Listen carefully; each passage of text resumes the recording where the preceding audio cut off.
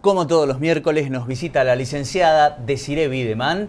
Buenas noches, Desiré. Continuamos con el tema del apego. Interesante, por cierto. Sí, bueno, buenas noches a todos. Lo más importante de este tema en realidad tiene que ver con concientizarnos de lo importante que es el vínculo entre los padres, porque no solamente hablamos de la mamá, sino también hablamos del papá, y los niños, ¿no? Niños que después se van a transformar o van a volverse adultos. Y cómo esa relación, cómo las formas de poner límites, cómo la forma de tratar a los niños, de escuchar, de prestarles atención en el debido momento y en la forma adecuada, va a influir después en su desarrollo, ¿no es cierto?, en su vida futura, su vida como adulto, ¿no? Es un tema muy interesante a tener en cuenta también. Cuanto más experiencias positivas tengamos en nuestra vida, experiencias que son necesarias, ¿no? El apego se va a transformar en un vínculo saludable, en un vínculo sano, en un vínculo seguro, que va a proporcionar a la persona la posibilidad de confiar en sí mismo, ya de mayor, ¿no? Cuando uno crece, va a tener la posibilidad de confiar en sí mismo, de confiar en los demás, de experimentar que el mundo es un lugar seguro en realidad, aunque bueno, tenemos problemáticas sociales, pero de todas maneras que es un lugar donde uno puede expresarse, ¿no? Y por ende vivir. Entonces, ahora, ¿a qué va a dar lugar las experiencias? Cuando hay sí, todos pasamos por experiencias negativas, pero ¿a qué va a dar lugar un apego negativo? Lo que llamamos un apego de tipo negativo.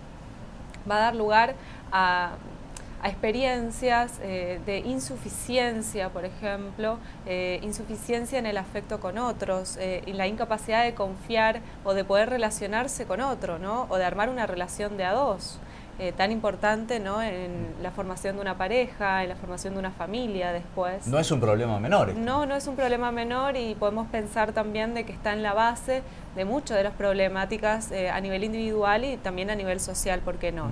Vemos mucho en los adolescentes, nos preguntamos siempre por qué tanta violencia, por qué tanta indisciplina de alguna manera, ¿no?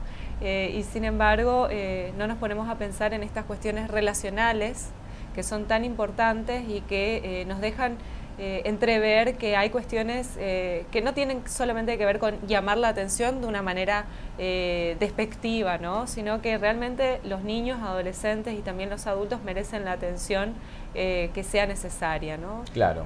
Saber poner límites al momento de brindar la atención, tampoco tiene que ser algo exagerado. Exactamente. Tenemos, bueno, ahora también hablamos mucho de tecnologías, ¿no?, de las tecnologías de los celulares, claro, de las netbooks, de las notebooks, bueno, y esto, o de las redes sociales. Entonces, ¿cómo podemos relacionarlo a esto, no?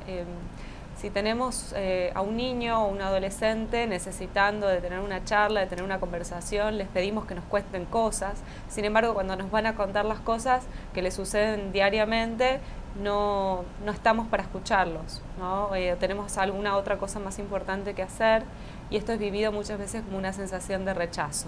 Una sensación de rechazo, de soledad, de desprecio, y esto, imagínense lo que puede llegar a generar después en una persona más grande, ¿no?, en un adulto ya. Infelizmente no hay manuales para esto, ¿no? No hay manuales, pero hago mucho hincapié en tener en cuenta puntualmente, ¿no?, los médicos pediatras que son los más encargados de ver y velar por los bebés, que presten atención también, por ejemplo, a la relación de la madre con el bebé o del padre con el bebé, en el caso de que sea el padre el que lo lleve, para ir también puntualizando ya desde niños estas cuestiones, ¿no? Cuestiones de manera de cómo se tratan, de cómo se vinculan, ¿no? O sea, cómo se van a tratar entre sí y cómo lo agarran muchas veces, ¿no? O cuáles son los límites que le ponen, si le ponen límites o no, claro, porque es una cuestión. Y cuando hablamos de límites, hablamos de reglas, de estructuras que todo niño necesita, ¿sí?, para después convertirse en un adulto que va a poder elegir si soltarse o no de esas estructuras, si romperlas o no, ¿no? Y después poder volver a estructurarse de vuelta. Esto es como el principio de toda nuestra personalidad, ¿no? Y esto claro, se forma en la familia. Y que evidentemente, si no es bien tratada, desarrollada, de adultos, provoca importantes problemas. La mayoría de los trastornos tienen como una base los trastornos de apego, o por lo menos índices de apegos inseguros, de apegos evitativos, ¿no? O de apegos desorganizados. ¿Por qué decimos esto? Las personas que viven con traumas, con muchos traumas, ¿no? Reiterados, con traumas difíciles de superar, con experiencias de violencia o de abuso, de grande tienen muchas problemáticas para dejar esta historia atrás, claro, para superarlas. Si no la han trabajado, y por supuesto que esto hace que vivan en el pasado, por supuesto. Y esta mirada por supuesto se ve como desenfocada de lo que es el presente, no viven en el presente. Claro. ¿No? Cuando uno escucha el término apego, lo primero que piensa es, bueno, tiene que ver con la relación demasiado estrecha entre padres e hijos, entre mamá e hijo o papá e hijo. Y esto realmente es así. Cuando hay un afecto desmedido, como comúnmente se dice, es un malcriado o malcriada. No, no tiene que ver con el malcriado, no, no tiene nada que ver.